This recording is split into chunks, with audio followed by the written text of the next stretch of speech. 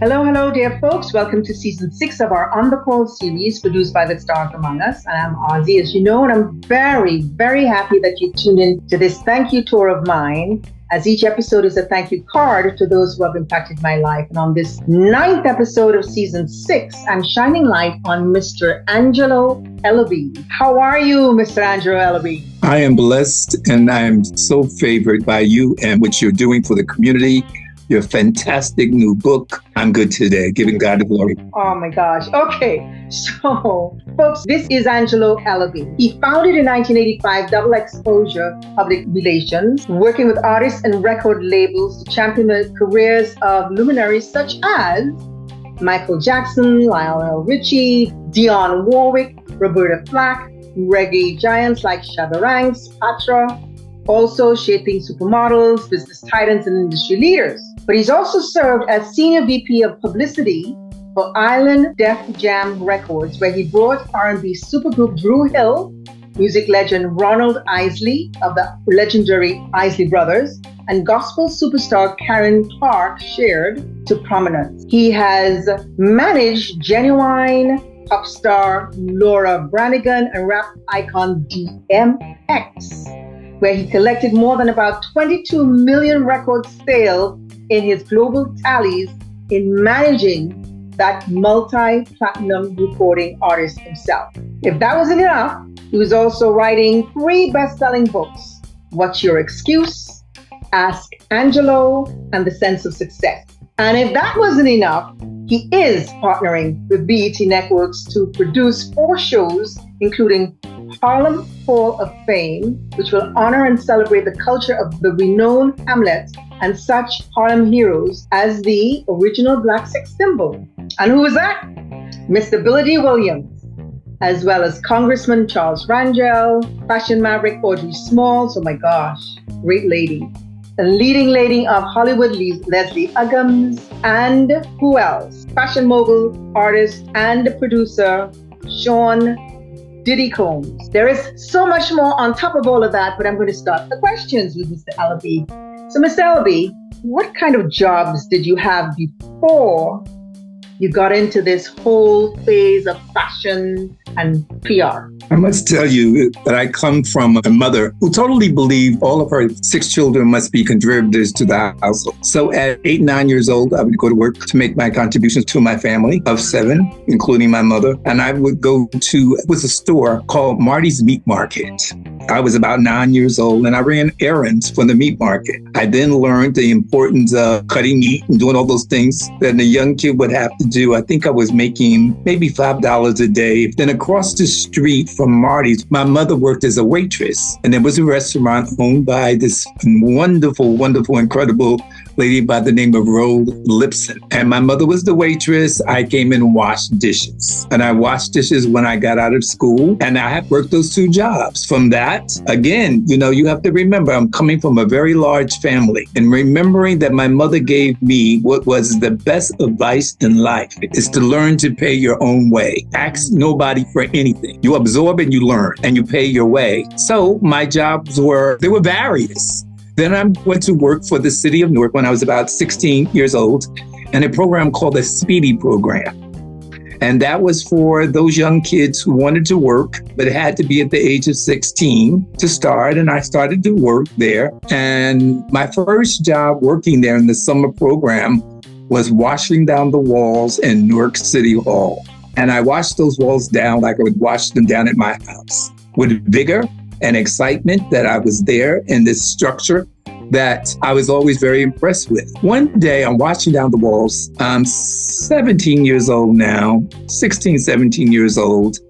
And the mayor of the city of Newark walked by. And he says, "Young man, why are you washing down the walls?" I said, "That was one of my assignments." And he says, "So I want to ask you, what is your assignments for the future?" And I said, "Sir, I really, really want to be in the performing arts." And it went on and on and on. And this mayor, the Honorable Mayor Shaw James, took a liking to my work ethic. So the program is over in the summer, and he had said, "I want to get your name and your phone number, and I want to speak to your mother." I said, "Okay." He did, and he offered me a permanent job. I was now turning 17 and 18 years old, and I went to work at the Mayor's Policy and Development Office.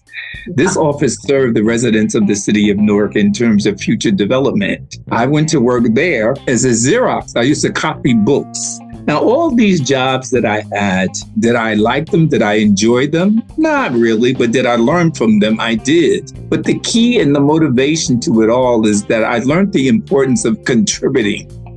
I learned the importance of responsibility.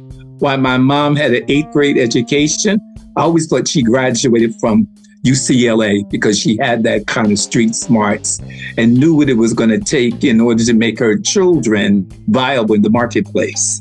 And so I went to work in that capacity, enjoyed it because from that, at graduation of high school, I became the office manager for the Mayor's Policy and Development Office, which was then called PDO.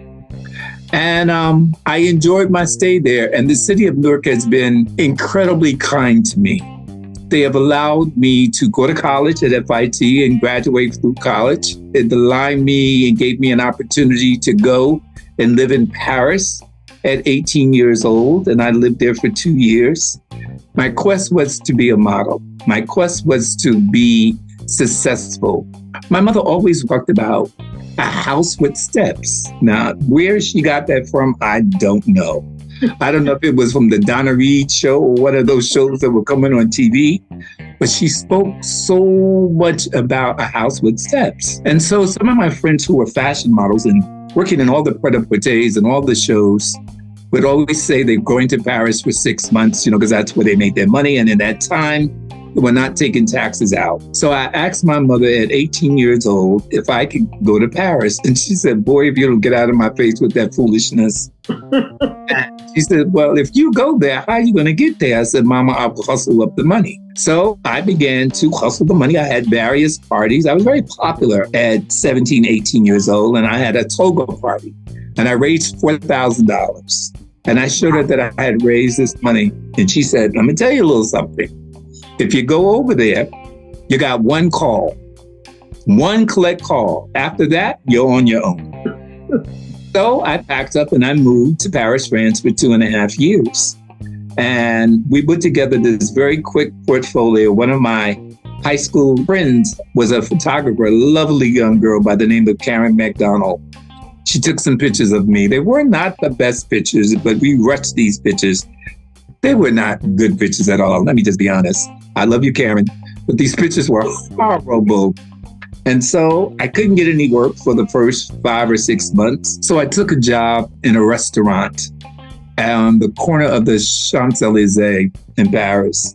And they needed someone that could fry chicken and make collard greens. It was a soul food restaurant.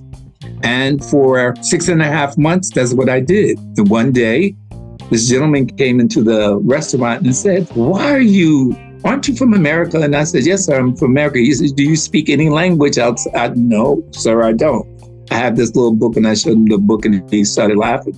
He said, so what do you do? I said, well, I'm here to model. He said, let me see your portfolio. Never knowing that this man was a very established fashion photographer, I showed him the book. He said, young man, this is why you're not working. These pictures are horrible. And he took it upon himself to take pictures of me. I went to his studio. He took for about maybe 2 weeks, he took these variations of pictures. And then he introduced me to an agent at the Costa Nostra agency in Paris. And they signed me, and I began to work. At that time, I was making maybe $150 an hour. I would do like 4 or 5 shows a day. Remember, I was staying in a tenement of a hotel, so I had to pay that rent. And then I wanted to save money because the goal was my mother wanted a house. So after the first year, I must have saved up about $80,000 or $90,000. And I began to send this money home. And it was so funny. My mother calls me and she says, where you getting this money from, boy? I said, Mama, I'm working over here. She said, what kind of work are you doing over there? And I laughed so hard. I said, Mama, I'm going to send you these pictures. So I sent her some pictures. She said, that's you? I said, yeah, Ma, that's me. And she said, you ain't doing nothing over there foolish, are you, boy? I said, no, Ma, I'm not doing anything foolish. I'm actually working. So I stayed 2.5 years and brought home, I think it was about maybe an additional $90,000. And my sisters and I found a house that my mother wanted. And that's the house that my mother passed it. She was happy and she felt free, and I didn't want her to work anymore. And so at 48, 49 years old, maybe 50 years old, I stopped her from working, and I continued to work a little bit harder because the goal was understanding that she has sacrificed her life for her children, for the betterment of her children, wanting them to be safe in a safe environment. It was my job and my duty to give that back to her. Wow. Not always understanding my mother because she was very hard on me because I was the youngest of them all. She told me once in my life, she said, you're great because you're my child, but I want you to be greater. And then I want you to be the greatest at what you go to do. And from that point on to this point, I continuously work and apply myself with all of the things that people say that I've accomplished. I have not reached the apex of my success in my mind. So I continue to strive based on faith and the belief and the teachings of my mother. My mother taught me, and I made my money off of my mother's will and my mother's faith and belief. She taught me mannerisms and diction, and she taught me all of these things that I turned around and made a business out of. So let me ask you something. When you say you use that, I've read that you were in the fashion industry. Was that the part of what you were talking about in terms of the fashion industry? Because you also did designing. So how did it I'll tell you, my older sister, Rose Ellerbee, was my mentor. My sister was a fashion model, and she modeled for Ebony Fashion Fair for 4 or 5 years. She is still beautiful, warm, compassionate, loved her little brother and wanted her little brother to be great and then greater. And then she wanted me to be the greatest. So I followed the pursuit of what my sister was doing. And I began to do local fashion shows, participating in local fashion shows. So I would model not to the heights of my sister, but to my level of beginning. And I got involved in all those things that were local within the community. I set forth to say that I wanted to not just be a model, but I had some abilities to design clothes. I had that vision, and I stayed steadfast in doing just those things. No teaching. I think my play aunt, her name was Mavis Freeman. She was a fashion designer and a very good fashion designer and known for her fashion shows and her exquisite evening wear. I would go over her house every weekend and I would watch her sew, and she would teach me how to sew, and she would teach me fabrics and textures and all of those things. And then, I began to design clothes, women's apparel, evening gowns. My clothes sold in Johns & Company in Milburn in New Jersey. That's where I started out at. And then I went to Bergdorfs Goodman's. I went to Saks, Bloomingdale's. And my things started to sell. The name of the line at that time was called D'Angelo's. And we sold in major department stores across the country. And where does hosting come in? Well, I did a show. I got 6 ACIA nominations for a talk show that I did called Ellerbee's Eye on Fashion. And this is around 18, 19 years old. I think that when you are working towards a goal, sometimes you have to understand what multitasking is. I used to see my mother go to work as a waitress at Rose Lipson's Diner and then turn around later on that evening and work a night shift at Dunkin' Donuts just to make sure. I never knew we were poor. I didn't know we were poor. Because she provided the fineries of life. As a kid, we lived in a house that we didn't own, but she supplied us with all of the needs and necessities of life. So I was just due diligent in wanting to be something special for my mom. And all of the things that she taught me, as time went on, I was able to turn around and apply it. Diction and speech and mannerisms and being polite were the things that I wound up teaching people like Mary J. Blige and Alicia Keys and Genuine. That was my mother's teaching. Sure, I turned around and embellished it by research and understanding. And then I took on the Barry Gordy's motto. Back then, when Black music was not being appreciated in the American marketplace, Barry Gordy said that something is wrong. And what is wrong is when you're in Rome, you do what the Romans do. And when you're in America, you do what the Americans do. So he started what was a school. He took all of his artists and applied them, put them inside of a training program for diction, for speech, how to walk, how to talk, choreography, and all those things. I just added on to my curriculum. I had a 24-week artist develop program teaching diction and speech and mannerisms. I got into taxation. I got into royalties. I got into those things that I thought that our young, interested artists not know. And that was the downfall of so many people who were in the industry but had no longevity. I took that and said, PR is PR. There's a million PR companies out here. What's going to make my company different? And that 24-week artist development program made the difference in my company. As a principle of publicity, their outreach was to teach, educate, stimulate, and motivate young people to the awareness of business. The business, because the talent is the business. And that's what we miss out on, is knowing the business industry. Did you get the idea for a PR company based on what you saw Very Gordy do? No, believe it or not. How did that begin? My PR began with a gentleman by the name of James Mtume. The 2-time Grammy Award winner was like a dad to me. I did fashion shows in the city of Newark, as I mentioned, and my fashion shows, they were more extravaganzas than they were just a regular fashion show. So I would bring in Carmen de Lavalin and Jeffrey Holder. I would bring in Patty Cleveland, Beverly Johnson, Iman, Peggy Dillard. I brought in to my community something that they never saw before. My creativity was very vast, and I wanted my shows to be special. And so there was a hall in the city of Newark called the Symphony Hall, which was a 3,500 seating facility. And I went there and it was jam-packed. I did these shows for about 17 years. Each year there was a different organization that I would donate to. And then in 1975, as I was graduating from high school, there was an epidemic that plagued the world, which was called AIDS. And there was so many misunderstandings of where AIDS came from, that it was a gay community, that it was monkeys, or whatever it was. And I became very interested in why, and not understanding why all of my friends were dying, dissipating off of the face of this earth. And I began to get very involved for the understanding of it. I wanted to be educated so that I can educate others. So I brought together all of my existing friends at that time, the Jeffrey Holders and the George Pattersons, the Carmen de Lavalins, Susan Taylor, Antonio Fargas, Ebby D and the boys. It was massive. And what we did was a 2-part fashion show. The first part was directed to the kids. And the kids were in a state of confusion and understanding HIV and AIDS. They were running from people who were gay. They're not understanding it because there was so much of miscommunications.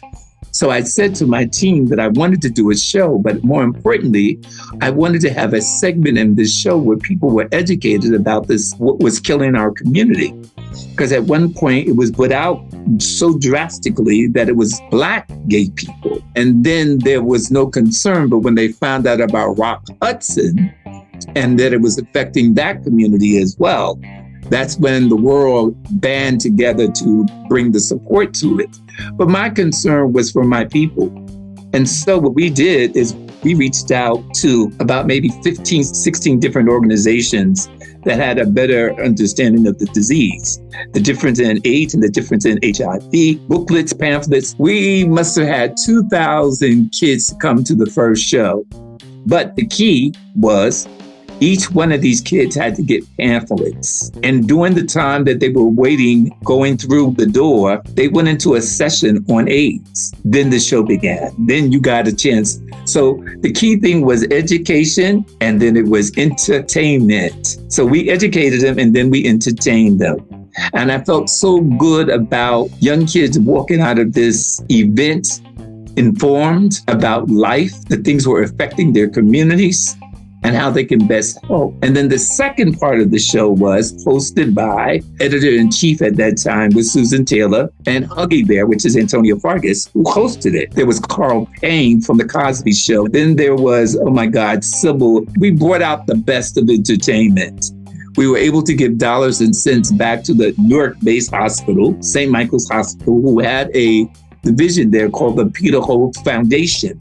And this foundation was developed to educate and motivate and bring awareness to this by finding the cause and finding out the solution of this deadly disease.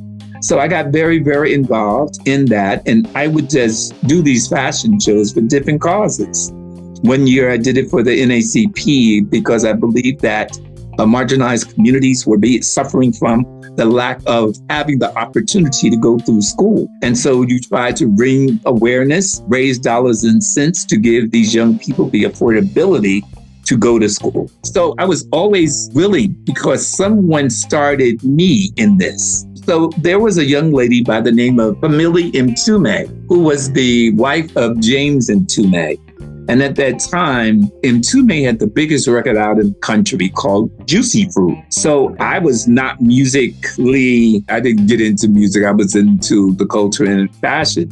So this lady came to my shows each and every single year, and there were so many people there. I didn't get a chance to meet everyone. So she came in the dressing room and she introduced herself to me, and she says, well, I'm Macy Mtume. My husband is James Mtume. And I looked at somebody and I said, it's Mtume. And they said, Angelo, producing group. And I said, yeah. And she says, well, we're doing our second album, which is called You, Me, and He. And we would like for you to style that album. And I styled the album, but more importantly, I fell romantically in love with the Mtume family and began to work with Camille because she was a designer. I was a designer. I began to introduce her to these people in the fashion field. And we were just doing so many things. And Mtume came to me one day and said, if you can do all this stuff for my wife, then why don't you come and manage me? And I said, manage you? I don't know nothing about no music. He said, there was a time when you didn't know anything about fashion. And he says, I believe that you offer much more. And I said, okay, I'll try it. He said, no. You're going to come in, you're going to do this. So I went up to his house each and every single day for about 7 years. Wow. And he was such incredible. I mean, this man was a genius. He was so brilliant. He was a mastermind at teaching and supporting you in your quest. So I had to go. He was signed to Sony Music. Wow. At a production deal. And he sent me over there as his manager. And these people, I felt like a fool. I felt so stupid each and every single time I would meeting. I would have to come back and talk to Mtume in this room in his house that we call the Yellow Room. And in the Yellow Room is where everyone got beat up by Mtume in every single meeting. Each meeting that I would have would be about 2.5 hours. And he said, did you ask this question? Did you ask that question? And then I think eventually they called him Mtume and said, are you sure this is your manager? He said, I'm sure. So eventually, after about 6 months, I was able to go in there and run what was the business of James Mtume. At that time, he had 11 people on his roster. He was the biggest artist outside of Michael Jackson on that label. And I went in and I orchestrated the career of James Mtume to Wath and all the people that he had on his label. That's how I began in the music industry. Wow. So with all that you've done, what is that thing about what you do that makes you love what you do? I think that thing is doing what someone did for me. Teaching, motivating, educating them, and giving people a chance. Young people will open up and understand what an opportunity is. So for 5 years for Mtume, I worked as an intern. Sometimes I got paid, sometimes I didn't get paid.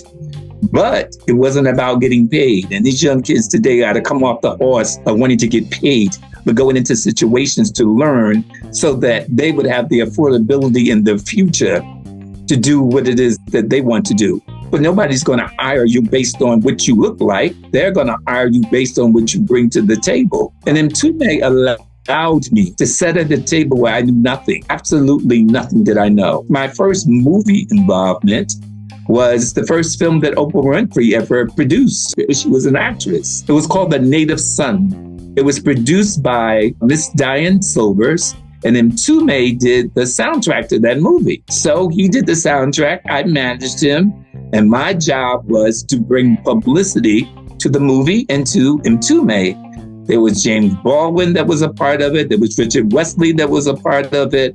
I was working with star-studded experts. I was a kid, didn't know anything, and I was in awe. I was just reading books about James Baldwin. And Mtume made sure when I went to meet with all of these people that I took the time to read their books and to read their background so that I became informed as to who I was meeting with. So back in those days, it wasn't no Google. Back in those days, you had to go to the library and sit and read and understand. And so this was his teaching. He wanted any and everybody that was around him to have the same kind of energy and the same kind of insight that you could sit down and have meetings with whomever based on you being informed as to who you're sitting down with and why you're sitting down with them. And I think that grounded me to be the kind of businessman that I am today. And at one point, I used to tell people, I have had more employees than the Empire State Building has stepped, because I never, ever wanted to go back to I began my business, Double Exposure, in the bottom of my mother's basement, very young. And I said, I never wanted to go back to a basement. So people didn't understand my strength and my conversation or my ability to take no nonsense. I wasn't going back. I wanted to go forward. I knew that my mom wanted me. She said that I had the potential to be the greatest. So anyone around me had to endure my strong strength. I'll just break it down. I didn't take any nonsense. Right. Because I never wanted to go back. I have about 10 questions. I'm going to give them to you like right and hard and fast. First question. Sure. Which project or person holds a special place in your 46 years in business of doing what you did, all that you did? My first movie, working with James Mtume, that starred Oprah Winfrey, would be. Then back in Newark, I started out in my mom's basement, and it was with club music. It was dance music. I had the opportunity to work with the Jocelyn Browns of the world, the CC Rogers, Blaze. It went on and on. That's how I used to come up with these campaigns and go out like to all the clubs, to the Zanzibars and to all the clubs that these dance artists went to. I had a reputation, but not as a publicist, was as a designer, that kind of thing there, but they would listen to me. And so I would take the opportunity to introduce myself to them, because you got to remember, club music did not get a spotlight. It was about a community and a culture that people listened to. So my job was to try to give them visibility away from the club scene. And that's how I really began. I have so many categories of music that I've dealt with. I represented Beverly Sills. I represented Laura Branigan. I did Shabba Ranks, and I did Stella Marley and all the Marleys. And then I did R&B music from Genuine to Mary J. Blige to Alicia Keys. Then I did gospel music. It was the Donald Lawrences and the Karen Clark Sheard. So you have to understand, my span in music covers like 6 different decades, while so many other categories in that music. I have a question. What do you do to relax? I don't necessarily. Well, you know what? Today is the first day in a very long time that I said I was absolutely doing nothing. I do enjoy the theater. I enjoy very good people in my life. I don't like using the word friend, because I say when you split the syllable, you get the end of a friend. I believe that people should work towards friendship and understanding what friendship is really all about. Friendship to me is loyalty, is dedication, is crying when I cry, is hurt when I hurt, and that's the reverse of it all. And so I like people who like me, and that's important to me. I don't like people who don't like me. I like people who like me. We're on the same page. And so I love the theater. I love small gatherings. The most important thing in my life is I enjoy giving God all the praises. People always tell me how phenomenal I am and what I've done. And that's a crock. I'm not. I am no more than a visual of God's working word. And then I'm just thankful that I get the opportunities to do his work and his word through his message of life. A vehicle. I can only drive what he allows me to drive.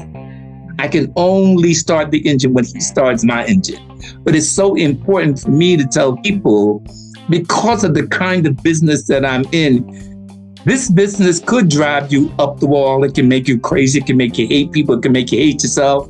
But you really got to take time and be thankful for the blessings. Look, I've been doing this for 55 years.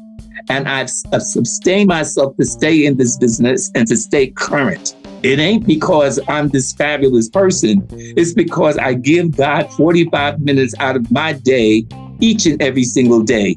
If he can give me 24 hours, I can give him 45 minutes to uplift him, to praise him, and to walk within his path. Whoa.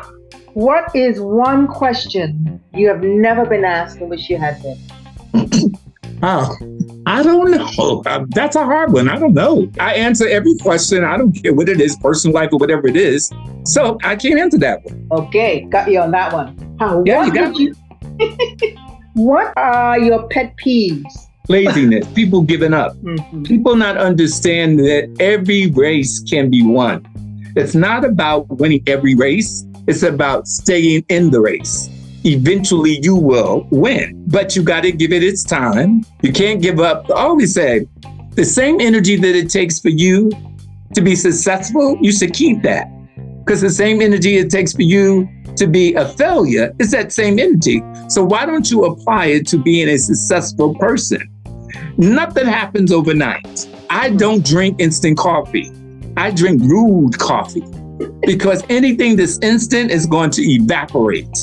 Yes. I want something that's going to take time for me to understand it, for it to understand me, and that we can move on the same trail of life. That said, these past 2 years have been crazy. What has been the upside, though, for you? You know, everyone says that, but I have been so very blessed. Nothing has never stopped. I was more busy during this pandemic than I've been in the last 10 years of my career. I mean, I was getting to a point that I had almost to turn work down. Listen, I am so favored in God's work and word. There is nothing I don't want for anything. It's not because of me. It's because of him. I'm still doing what I did when I was a kid, 60 years later. It ain't because of me. It's because of him.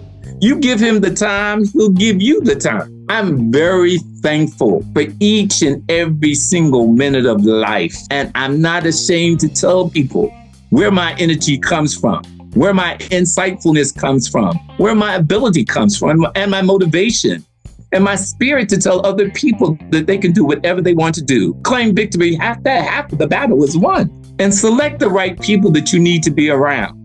You don't need to be around someone that's always doubting you. You need to be uplifted and inspired. I don't want to be around nothing negative. And a lot of the people that I grew up with, no, I don't think that. You had to think, no, I'm not in the same situation that you're in. Because I thought and I listened to what my mother said. You're great because you're my child. Now I want you to be greater. And then I want you to be the greatest at what you do. And I just think that that motherly love and the encouragement she gave to me, no matter what, she was always there. And we need that in our lives. Our children need to be loved. And you can't just think because you give them a roof over their head and clothes on their back that they know that you love them. You got to tell them. You got to say, I love you because you're my child. I love you because you have the ability to be great. I love you because I know that you can go out here and make a difference in the world. That said, is there anything different that you might have learned even later in life as we are now, since 2020 and the pandemic? Your life has been very different than many others. What? I learned the importance of falling romantically in love with myself. I love me some Angelo Ellerbee. Because I can love Angelo, I can love other people. That's something that I learned in my latter years. I was so forceful back when I was so young. I didn't take time out to love me and to take care of me. And now I can I love me some me. I'm proud of me. And I share that with people because now I can love them and they can begin to fall romantically in love with themselves. I try to encourage people no matter what it is. It's not as bad as you think it is. If there's something bad, there's something good. Look into that bad situation and see what you learned from it. Then if you learned something from it, you're going to grow by that. You're going to make sure you never do that again because that's a no-no. I just think that it's so very important that we look at the bigger picture. Stop looking at your life through a snapshot and that you need to take some time out to love yourself so that you can love others, that you can learn everything. And the most important thing for me in life is listen, and listen. Observe. Get what you need to get. Don't know everything. Speak up, talk up, but don't know everything. But listen. You know, this season has been a very, very tough one for me because it deals with looking at people who passed, the 5 people who passed between August and November last year for me. And a couple of them have been on my podcast, which I'm very thankful. One of them you knew, who promised to be on it but passed before. And the thing is that this season is about honoring or celebrating those lives that have passed. Yes. Which in itself is still pings on the heart, because it's still in recognition of those lives that I've lost, or those lives that has transcended, and so it's still with heavy heart, while even I'm heading to a funeral right now, my godfather, who just passed on Thursday. All that to say is that it proved one of those lives I was able to connect with you. Yes. Which is also a very marvelous thing. And in our conversations, you've impacted me greatly in the sense of your faith. I speak to in my book, because I don't speak a lot of it out there in the, in the social media world, et cetera, et cetera. I do what I do, and I have faith that I have. And a lot of those questions don't come to me anyway, so I don't put it out there just to put it out. But the connection that we have, for me, I sit back and I think about it. And so you have impacted me in a way that is very different than what I've had prior to being also the person that you are, giving the time. Yes. And which I appreciate. So to have you here, I wanted to tell my audience, listen, you never know who you're going to meet. As you say, stay positive, keep the negative away. Yes. And keep yourself open and truthful and moving forward. Yes. Right? And you know what? Mm-hmm. There is an amen to sweet spots. And that's the other thing. This is a sweet spot moment for me. But then I look at everything in life. Usually I have these rose glass, people tell me, you're always looking at the positive, but this is a sweet spot for me. And I appreciate it. And I wanted to let my audience know this. I wanted to let them know, thank you for hearing and sharing and being here to listen to Angelo, spending your time, valuable time with us today. And whenever you're on your beat, stay on the sunny side of the street, safely, be health conscious and kind to one another. And don't ever forget to give thanks for the little and big gifts. Angelo. Very well said. Very well said. I am very well said. I'm very, very thankful that you're here, giving your time again. I'm thankful that you invited me to come on. I'm very thankful that you invited me to come on. I appreciate what you are doing with regard to your podcast and your acting and all the contributions that you make to society. I think that your fan base should understand the variables in terms of being in the performing arts, trying to write a book, becoming an author. These are all challenges. And I applaud your efforts because you're breaking through each and every single challenge that you were afraid of. And that's why I said there's no such thing as fear. Confront those fears. And when you confront them, oh my God, it's like seeing the preciousness of heaven because you fought through. And that's what I'm telling people on your podcast today. If you think it's really bad, there got to be a good in it. And you got to fight through those demons because demons come in disguises. Sometimes you would think that girlfriend of yours is your friend, and that's the person that's throwing you down. And that's why I say you have to watch what you bring in your life. Watch what you bring into your life, and people should earn your friendship. And you should study and understand if they're really friends or not. Thank you. It's a sweet spot. It really is a sweet spot that you get to in life. You get to that, wow. It's an awakening. And you say, wow. And you know what the thing that I've learned? You're never too old to learn. You're never too old to learn. God is the teacher and he will teach you.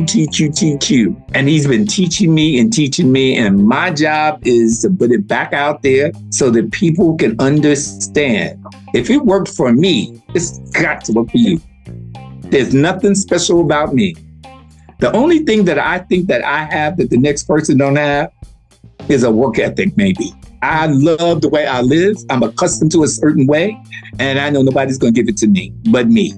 So I have to work. Thank you, Angelo, for being here. I am so thrilled, and I will be talking to you soon. I appreciate you tremendously. Amen. Let me get an amen over here. Amen. Amen. God bless you, Ozzy, and I wish you nothing but great success. And to your supporters, support Ozzy, because she's written this incredible book. She's fighting demons each and every single day, just like you are and I am. but she's seeing everything come to fruition at this time in her life. Support this podcast because it brings you a positive energy right into her and tell her how good her work is, because we need to give that support back to make it communal for everyone. Thank you. Thank you very much, Angel. We will be talking soon. You have a blessed evening. Same to you. Thank you. It's my pleasure. Okay. All right, my love. Bye-bye. Bye-bye.